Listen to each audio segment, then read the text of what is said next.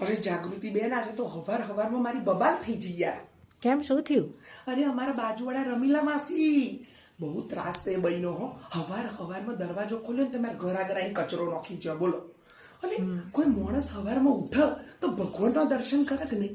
અને રમીલા માસીને શું કહેવું પૈસા?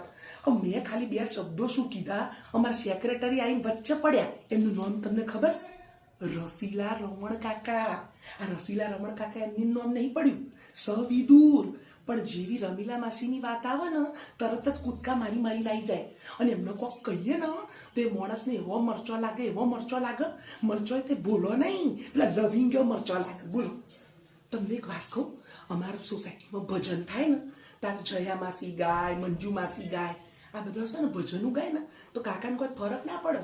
પણ જેવો રમીલા માસી ભજન ગાવાનું ચાલુ કરે ને, ઈંડા કોરે ના ઠાકોર તારા બંધ દરવાજા ખોલ અને પેલા જે મંજીરા વગાડવા માંડે, રમણ કાકાના મંજીરા ખંજરી જેવા સંભળાય, ડુંબચકુડ.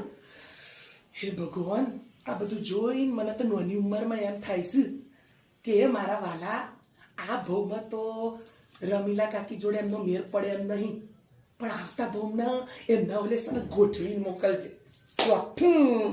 રસીલા રમણ કાકા.